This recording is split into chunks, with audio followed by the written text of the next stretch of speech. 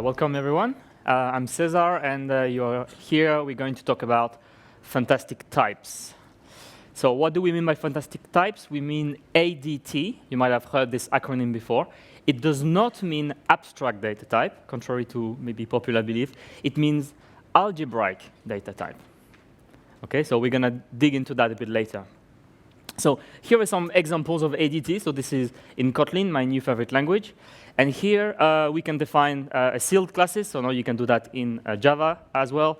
We can say, OK, an expression, it could be several things. It could be a constant, which is basically just a number. Or it could be a sum. And a sum is basically two expressions. Or it could be something, let's say, not a number. And we can see here that we have ability to define fields. And we have this recursive nature as well, that an expression can be made of a sum that is made of an expression. So this is sometimes called as well the composite pattern. So a little bit of Haskell. We don't need to really understand, but it's not too bad. So in Haskell, we can define ADTs. We can just say data, and then we say list A. So for some reason, in Java and maybe JVM, we use the capital letter for generics. But in Haskell, they use lowercase. So this just means type A. It could be a string. It could be anything you want. And we say that the list of A, so this is a single linked list, we say that it's either the empty list, which we call nil, or it's constructed from a head, which is of type A, and a tail of type list of A. So again, we have this recursive nature in the ADT. And another example, we could define a tree. So a tree can be empty, or it can be a leaf, or it can be made of a node, which has a left tree and a right tree. And again, here we have this recursive nature. So algebraic means it's related to algebra. OK, so what's an algebra? So in a very kind of loose definition, it's not a math conference, but kind of still we have to explain it. So you need to start with a set of elements. So for instance, we know that the natural numbers, they form an algebra. That's probably the one that we all start to learn at school. And so for instance, we can say that the elements are 1, 2, 3, and it's infinitely big. Then you need two operations. You need a plus, a sum, and a product. Then you need the neutral element for the sum. So in the case of natural numbers, it's 0, because if you add 0, it does nothing. You come back to the same number. And we also need the neutral element for the product. And in the case of natural numbers, it's 1. If you multiply by 1, you get the same thing. And then finally, you need a set of laws, things like associativity, commutativity, distributivity. I don't really want to talk about this now because it's not really relevant. But you also need a set of laws to be a valid algebra. So the natural numbers, they form an algebra. Yes, we have 0, the neutral for plus, 1, plus and multiplication. And we know that multiplying by 1, it gives you the same number. Multiplying by 0 gives you 0. Now, there is another algebra that we kind of use every day, but maybe you don't know that it's an algebra because it's much smaller, is the Boolean numbers. So there are only two elements in the Boolean algebra. There's only false and true, and each of them are the two neutral elements. The sum is the OR operator, and the product is the AND operator. And all of the laws that you know with numbers, they work with Boolean algebra. So for instance, if you AND anything with true, you get the same number. But if you AND anything with false, it's always false. So all the same laws, they're exactly the same. So it's kind of already interesting that two things that are completely different have so many in common.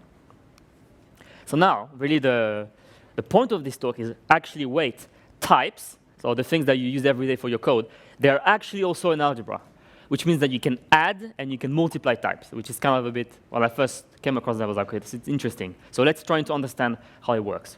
So if we had created a new type and we say the type animal is cat plus dog, what can it mean? Well, it's actually easier to understand it if we go through the Boolean algebra. So we say that an animal is a cat or a dog. Well, we know this. This is just inheritance.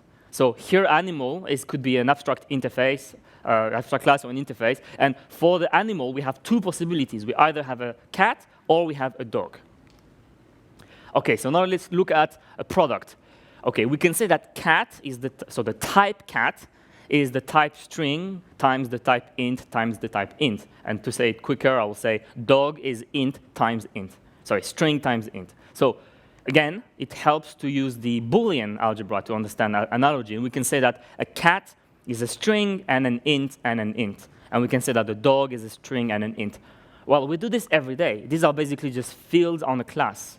So here in Kotlin, I create a data class, and I say, well, my dog, it's formed of a name, which is a string, and an age, which is an int. So a cat is a string and an int, and a dog, and a cat is just a name and an age and maybe another int for life remaining. So, so that's how you can multiply types.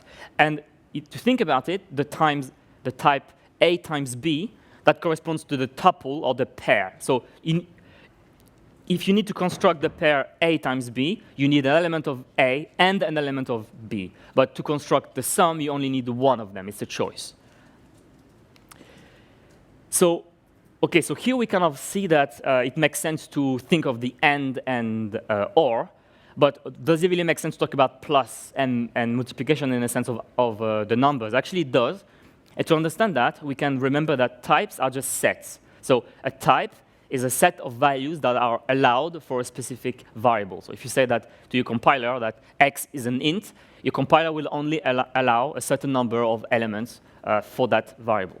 So if we use some very abstract diagrams, we could say that the type square is formed of 3 elements, so you can only have 3 possible values. And then we have the type triangle, we only have 2 possible triangles.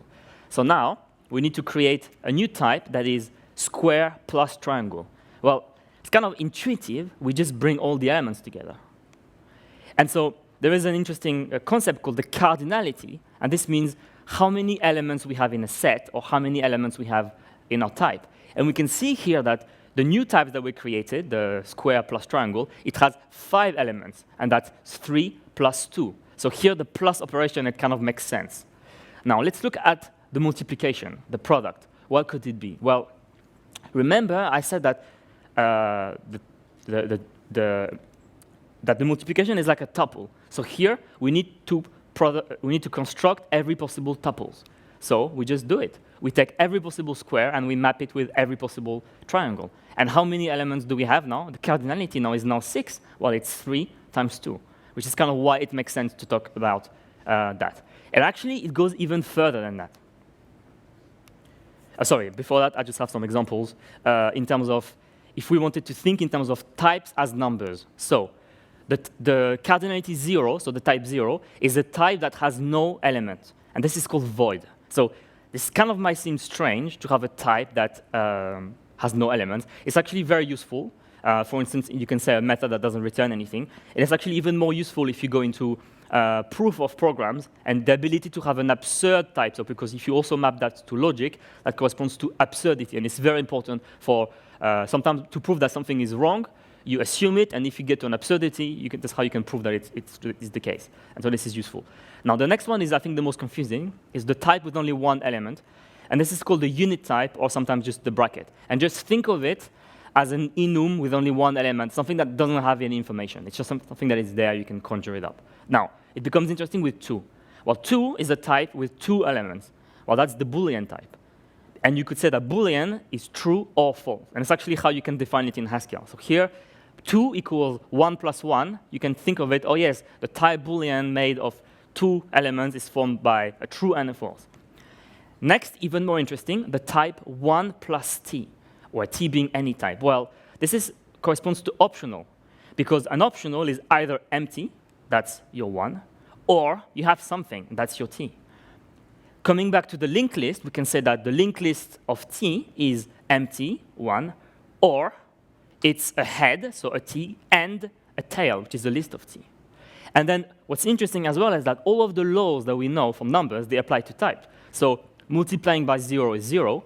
Well, creating a pair where one of the type is void, because to create the pair, you need to have an element of both, because you cannot have an element of void that corresponds to void. And so that becomes even more interesting now, that in functional languages, functions are first-class citizens, which means that you can create variables that are functions. And then it means they have type.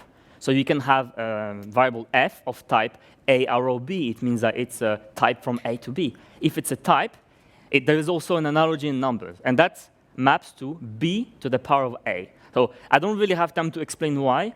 But if you count, for instance, if you have a function from a set of 2 elements to 3 elements, if you actually count how many possible functions you can have, it will be 3 to the power of 2. It kind of makes sense to do that.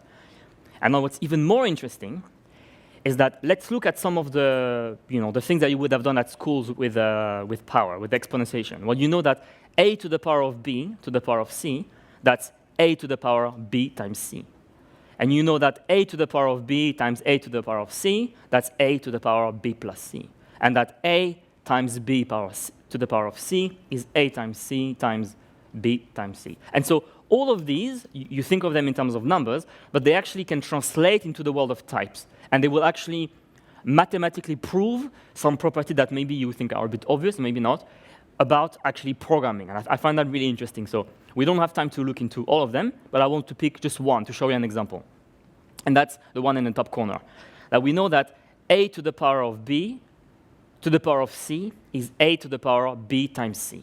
So let's translate that into types to see how we can, what it means. Well, the first one, it's easier to start with the exponent because that's your input type. So first we have c, so that's your first element. And then it returns a function, so the return type is itself a function, it's b to a. So here it means that the left side is a function that takes a c, that returns a function that takes a b, and that eventually returns an a. So if we translate that into, now if we look, at the right side, well, we start with the exponentiation, we have b times c, and this is just a pair. So it means that we're taking a function that takes two elements, c and b, and that returns an a. Now, does someone know how this is called in functional programming? Sorry? Currying, exactly. So after the name after curry. And this is effectively saying that, for instance, in Haskell, you can never have a function that takes more than one argument. And how do you then do multiple arguments? Well, you take a function that returns a function that returns a function. And here, algebra shows us that the two are strictly equivalent. There are some differences, but the real word is isomorphic, but I don't really have time to explain what that means. But it's basically the same thing. And I find that really interesting. And I didn't have time in this talk, but there is a very interesting thing you can do. You remember the list equation I wrote? I wrote L of t equals 1 plus t times L of t. And you could say, well, what if L is the unknown, like it's x, you can call it x, and you're trying to solve that equation in x, and you can do that. And then in the end, you end up with a result that's actually quite interesting. And if you're interested, I can show you that in a second, after the talk. And yeah, so this is currying. And yeah, that's all I had for today. You can find me on Twitter if you like things like that. Thank you.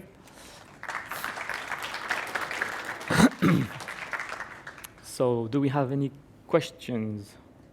No questions in the app. OK, so do we have any questions? Live questions? OK. I hope it's encouraged you to look more into functional programming. It's quite cool in my opinion.